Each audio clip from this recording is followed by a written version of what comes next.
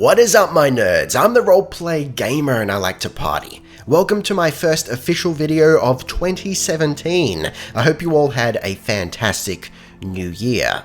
So this is not a review of Astroneer. I don't usually critique the early access titles, but I feel like it's something I'm going to stop shying away from moving forward. From the moment that you can spend money on these things, you deserve to know whether they're worth your money, worth your time, whether there are any glaring issues that prevent you from playing the game. So that's what we're going to do today. So spoiler, blah, blah, blah, blah, blah, words, this and that, tripping over my tongue. Spoiler alert, I really love the game. So I initially bought this just to do a chill little playful series with Kluger.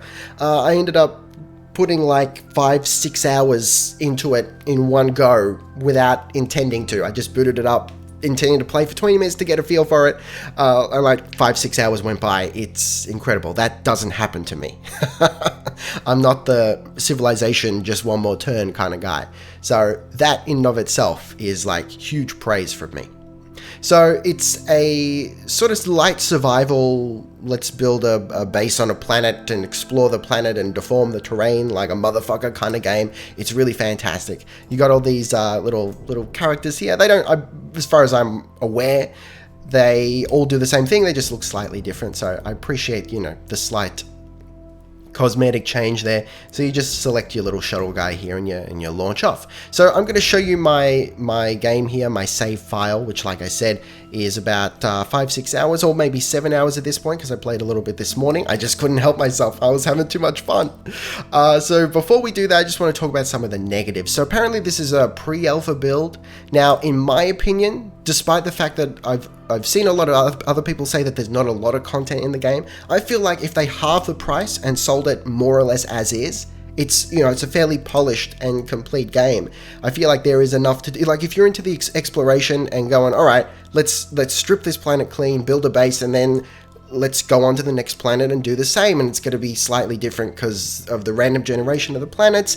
Planets are going to look different. We're going to find new things, new caverns and whatnot. I actually feel like there is fun to be had there, and you could put quite a lot of hours into it. But it's a pre-alpha build, so I'm not really sure what they mean by that. It might have something to do with the lack of an options menu, which it absolutely lacks, which is kind of incredible. So that's a negative. And really, the only and biggest and possibly only negative I have with the game. I was able to go into the INI files and adjust the resolution that way, so it's absolutely possible, but yes, those sort of things, those options should be in the game, or at the very least in a launcher before you launch the game, and they're just not there. At least they weren't for me, so I couldn't find any way to do it without just going into the INI files. But supposedly it's a pre-alpha build, and maybe that is the pre-alpha aspect of it. But otherwise, once you get into the game, at least for me, it runs very, very smooth. I know other people have had some frame rate issues, and I think that pertains more to multiplayer. Yes, this has multiplayer in its current state. It's pretty cool. I haven't tried it a whole lot yet, so I'm not going to really comment on the multiplayer, more just the general gameplay loop, the core features, and the multiplayer experience. So now with that all out of the way, I can gush for the rest of the video because that's really all the negatives I have to say. So let's get into my save file here. Alright, here we are in my my little base of a jig. So let me just basically walk you through my base. Basically. Alright, so you come down in this little module here, this little capsule, and you can hit tab and jump in. That's how you save the game. It's very smooth and slick and quick, and I love it. So you come down here, and that is all you have. That's all you have starting off with. And then you make these little nodes branching off, and you can build up the nodes into bigger platforms, which then can have a printer here, for example, or a smelter over here, or a trade platform over here, a vehicle bay over here, so you can actually make vehicles. And here is my truck. This is one of the larger, I think, or the largest land-based vehicle you can build. Vehicle, wow. What's a vehicle, guys? But you can also build spacecraft. So you've got a shuttle, I think that's what that is called. And you've got a spaceship, which is a bigger space shuttle. So make no mistake, I don't believe this is the kind of game where you go up in space and you have a good time. The space shuttles are just for traversing or getting to other planets, basically. I believe that is all they're for. At least currently, I don't know if they have any plans to do anything more with space, but, you know, for the moment, just be aware that this is very much a planet-based game. Alright, so what I love most about this game is the customizability of your base, right? So let's just drag this off for a moment.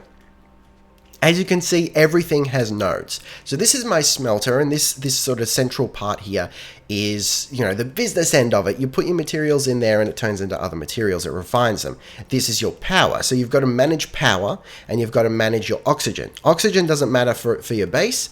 As far as I'm aware, is that right? Yeah, I think it has oxygen by default, and at least for the moment, you can't like increase the amount of oxygen it produces, because it's just used for your suit. And I love the interface because there isn't one. So you just look here, that blue bar right there, that's your oxygen, and the yellow is your power. It's very simple. Okay, so we can gain power in a few ways. This is a wind turbine rather. It's fairly advanced and up there, but you kind of start with solar panels. And of course, solar panels will not work during the night, and it's currently night. So it's actually really cool. You've got, as far as I can tell, like 3 or 4 different ways to produce power, and they all have their sort of downsides. So wind power here, I think, this is all, you know, just from observation, keep in mind, but I think it's like really super efficient. Like it creates power really quickly, but it only works during a storm. At least that's what I've seen. So storms are like the biggest killer right now. I don't think, look, there are no enemies in the game currently as far as I'm aware, and I don't think they have plans to put them in, but I could be wrong there. But I actually really like that there are no enemies, because it makes it a really relaxing experience. Now, that doesn't mean you can't die. I die all the time. When I get greedy, I overextend myself, I run out of oxygen, or there's a freak storm while I'm really far away from base and there's no way for me to protect myself, and I get hit by a rock in the head and I'm dead. Now, you don't really get penalized a whole lot for dying. You can go and get, you know, find your corpse and get your materials back, which is fantastic. Hitting Q here will open up the closest thing we have to an interface, and this is your inventory. It cannot be upgraded, but you can build, you know, vehicles that have extra storage and whatnot, which is really cool. I actually really love that. So, you know, the whole customizing of your vehicles and whatnot, and deciding where to put the storage, how much storage to put, do you want to produce power on the vehicle and all that. So when you die, you lose everything in your pack here, and this is what you can go, you find your body and you get this stuff back. 2 things that you don't lose are your little attached modules at the top here. Now these can be whatever you want. I've chosen to have a battery so I can hold more power, and I've chosen to have an oxygen tank so I can hold more oxygen, which means I can go out further without, you know, dying, which is pretty good. So presumably you could fill up your entire pack, like everything, with oxygen tanks and just go out exploring forever, and, you know, not never run out of oxygen, but not run out of oxygen for a very long time. So there are certain things that you can create here, small modules that sort of help you. What did I just do? Oh, no, that's all right. That you can either attach to your pack and use that way, or that sort of help with the beginnings of your base before you build a printer and you can build the bigger module. So I've just been proven wrong. Clearly, the wind turbine doesn't just work during storms, but it's working right now. I'm not sure why. So maybe it's a little bit of a random, you know, whenever the wind wants to blow sort of thing. So there you go. Then you've also got a storage thing here, which I can put anywhere, by the way. I could go like solar panel, take that off, put the storage there, put the solar panel there. That totally works, and it will work. It's fantastic. And, you know, the things, you know, what I got attached to the storage will stick on the storage, will stay there while I move it around. You can also put the storage on your trucks and whatnot, which is pretty cool. Trucks have their own power. You can build multi-seat trucks and whatnot. I've got a rover over there that's a smaller version, and of course easier to make. It's so cool. All right, so what are these things here? These are your tethers, and this allows you to sort of do a soft extension while you go and explore your base. So this will route power and, more importantly, oxygen to your suit. So I'm just going to walk out here, and actually I can I take that off? It's probably still going to, you know what, I'm going to drop it on the floor, and you're going to see how quickly our oxygen goes down. Vanilla, right? You cannot go very far at all, so tethers are imperative to your survival. It's really cool. So it's kind of fun to, like, in my opinion, to manage your tethers, especially when you start going underground, and some of the best stuff is underground. So there are a few ways to go underground. You can find caves, which is what I've done here, and I've expanded the caves, or you could just like start building. Start mining out. So the way you do that is you hit E, and again, the interface, or lack thereof, is so slick. Q opens your inventory, E opens your little miney thing here, and you just click, and it will mine away. And it uses power. I love that there are no like complex resources here. It's all very slick and immediate, and you know, you want to do something, you know what you need to do it, and you can just do it. It's not like, well, I got to make this that then feeds into this, which then allows me to make this machine that I can then refine all this nonsense. It's very simple and not without challenge, but it doesn't have you pulling your hair out, which I really appreciate. So just left clicking will eat away at terrain. Now, if that terrain has resources in it, which I will show you in a second, you will get those resources, and they'll eventually load up into your pack. If you would like to extend the terrain, you hold Alt, and you can build up like that. Then you can hold Control over an area, and it will smooth out at that. You should do at least. We'll do it down here. It's a little bit finicky. You got to play around with the leveling tool a little bit, but you can use it to create ramps, which is super helpful when you go underground, which I'll show you in a second. So we're just going to level this out here. That's how it works. It's pretty cool. It's like the whole point of this game. Like the best thing about it is it's super simple, but also super powerful. You know, you can do so much, and it's not hard to do at all. It's fantastic. All right, so let's go underground. Actually, so I'll just follow one of these tethers for a moment and go to one of my mining locations. You can also set down beacons. Like if you're out exploring and maybe you haven't got enough space in your pack to mine something, you can put down a beacon and come back to it later. It's really cool. So this is a resin deposit. I think it's all mined out. It still says there's resin there, but that could be the early access working against us. Now, I know a few people have experienced crashes and poor performance. I have not. This is like the first time. I'm usually really unlucky with that sort of stuff, but I have had a whale of a time. It runs really smoothly for me, and I've not had a single crash. Now, keep in mind, performance is not a black and white issue. So just because it runs really well for me, it does not guarantee that it will run really well for you. You need to be aware of this.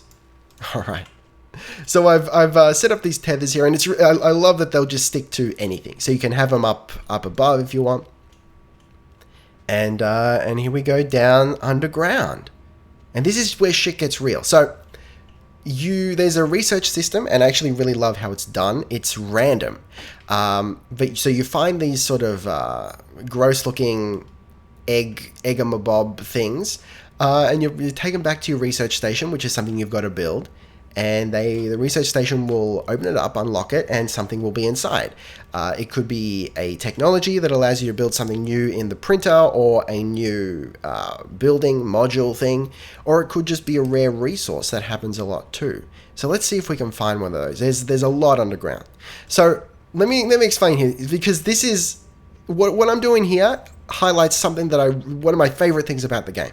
So I had my base up top. And I'm like, all right, got my research station. We need some new modules. Let's go and get some little eggamabobs and come and bring them back and research them and get new modules and technologies and whatnot. So it was taking forever because I had to go underground. Like first, you notice I got two entries here. This one was a natural cave, and this is how I found this underground cavern. So I actually went all the way around. It's like a really long way to go. So I was coming down here, you know, just manually, and getting the eggs and bringing them all the way back to my research station, which is there. And then I thought, this is taking forever. So let's flatten out this area. We'll build a rover, and we'll do like this supply chain thing. We'll drive the rover down, grab the egg, put it on the back of the rover, which is something you can do, and drive it back to the research station. And I thought that, you know, that's still taking quite a long time, and it is a little bit awkward to drive underground because it's so uneven. The terrain is so uneven. So I thought, fuck it, let's build a new outpost. Let's build a base. So that's what I did. So I came under here, and I built my new habitat, which starts a new base, and I can branch off from there. So the first thing I did was I built a research station. So now I can, when I get my little gross little weird egg looking things, I can bring them straight to my underground base and research them here. And it's got its own storage thing here, and a coal power plant thing, yet another way to produce energy. So you've got solar power, wind power,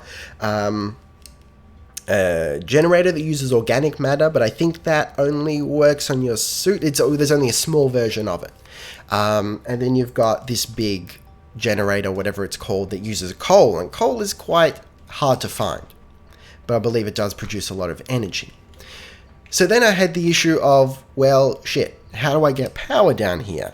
Because there's no sun, right? How am I going to do it? So then I thought, I wonder if I can extend my my nodes out here and back to my base and feed power directly from my initial base. Well, I ran out of resin. Couldn't find enough resin to do it, so I fell short. So instead, I built this fuel condenser here, which is, by the by, this is for fueling my shuttle.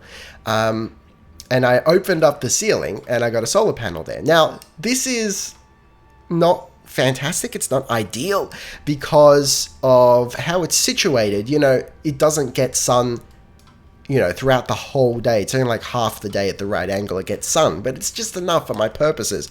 So I have enough power to power my research station down there. I've also got a big old battery here so that I can basically double my power capacity, which is fantastic. So the point of me telling you all this is there are options, right? I could have just stuck with my coal power plant down there, but considering how hard coal is to find, you know, I would have been sort of in the shit for quite a while just looking for coal and unable to do anything. So I solved the problem by creating this sort of extension arm and getting a little bit of solar power up here. Another way I could have done it is loading up this battery on my rover and powering it up at my main base using solar power or whatever, wind power or whatever I got over there, and then, you know, manually driving it down here, connecting the battery to my new system, filling it up, you know, using the research station, and then taking the battery back to my base and recharging it. That's totally another legitimate solution. It's fantastic. I love that you got those options there, and it's just, you know, how you want to play it. That is so cool, and that's what I'm talking about. This is why I love this game, because it's so simple, but within its simplicity you can do so much. Okay, so let's go down a little bit more. Man, you can tell that I'm excited because I'm not breathing. I'll breathe when I'm dead. Wait, that doesn't work. Okay, so you can slide a little bit here. You gotta be careful because you can hurt yourself. So you can die from falling, you can die from storms, and you can die from running out of oxygen. So this is like the deepest I've gone. I would really love to know if you can dig through the entire planet to the other side. This is something I'm gonna have to try, and if I manage to do it, then I'll have to put a video up. Another way to die is hostile plants. So this is like the closest thing to enemies you'll get, currently at least. Plants are poisonous and sometimes spiky and will hurt you and kill you. But plants also have these little egg things. This is where you get them from, and there's most of them underground. So now I've got it, and I'm holding it manually. It will not connect to my pack because it's just too big. So while I'm holding it, and I'm not holding anything on the mouse or anything, I think it was a right click and it's just connected to my mouse, but I move slowly. So now I've got to drag it back to my base, put it on the research station. Now I can move normally. We've got power all powered up. Let's do it. Let's research this bitch and see what's inside. Oh, the excitement. Oh, really? It's just compound? That's terrible. I think I've gotten to a point where I've researched almost everything. So I'm just getting resources, which is, you know, not fantastic, but there you go. Oh, I gotta stop hurting myself. So for me, one of the most fun things to do is just exploring neatly, right? So instead of just putting tethers anywhere, like putting them on the side of the ramp here, and this ramp was man-made, by the way. I made this using the leveling tool. You know, connecting the tethers along the ceilings and whatnot, and oh, guys, just having all the fun in the world. So you can also gather like power and oxygen straight from the ground and the walls here, and sometimes on the surface. And then it'll store in your suit, and it'll be used as you need it, which is cool. So you can, in some cases, you know, get away with exploring a little bit further without tethers.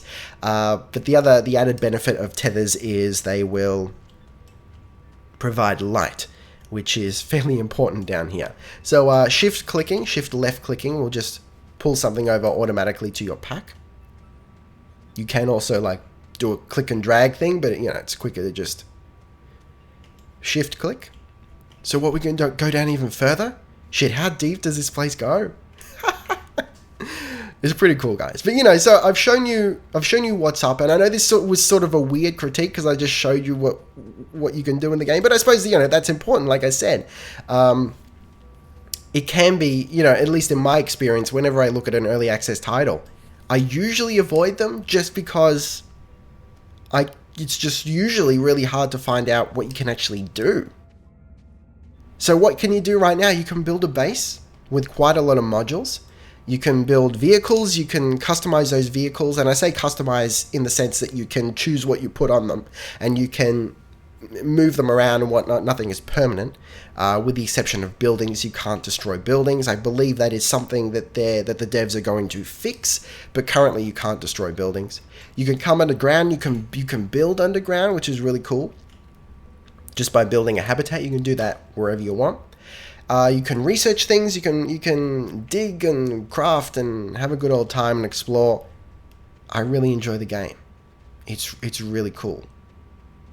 So it is an early access title I would recommend. I can't say if it's ever going to release, because this is always the question, isn't it? You know, it's like, all right, early access. Will they finish it? Will they run away with the money? We don't know. We just don't know. There's no way to tell. But as it is, especially if you can find it on sale. Like I said, I actually went through the intro of this video a couple times because I was fumbling and whatnot. So I can't remember if I mentioned, if this was half price, if this was like $10, I would say, guys, as it is, it's enough of a game. Like, just to be satisfied with it. That's it. Not expecting any updates. But yeah. I'm really enjoying it. So last thing we're going to do before I just prattle on for another 15 minutes about nothing. Can we build one more seat? No, let's just hop in here. Saving the game. How do we, oh, right. Hold on. Well, we can launch like that, but I've got a little bit of hydrazine, that's right. So we've got to actually fuel this thing. All right, cool. Let's jump in. Let's take off. So I haven't actually done this before, but this will be interesting to see. Okay, frame rate does drop a little bit as you come off the planet there, which I suppose is understandable, but that's really the first time it's dropped for me. So how does this work? Do we select a planet or what? Right. So we click that, and then we can select a planet. Holy shit. So that's where we started. Barren. Right. Okay, so it tells you what's going on here. And this is our range. So presumably, how does this work? Maybe do we need...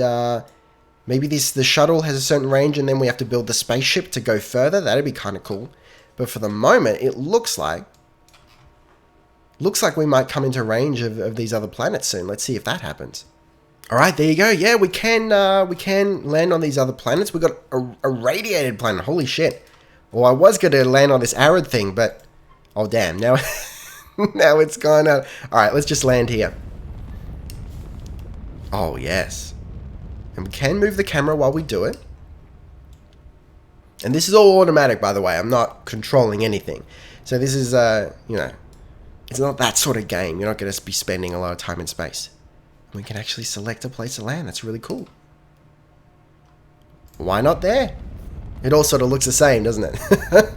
It's that low poly art style, which I personally appreciate. Looks really cool, in my opinion.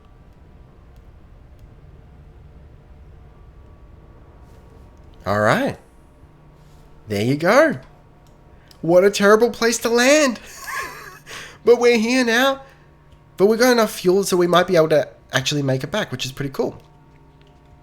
This is quite a radically different planet. It's, you know, it's really hilly, really rocky. What is that? Tumbleweed? Never seen that before. But this is cool.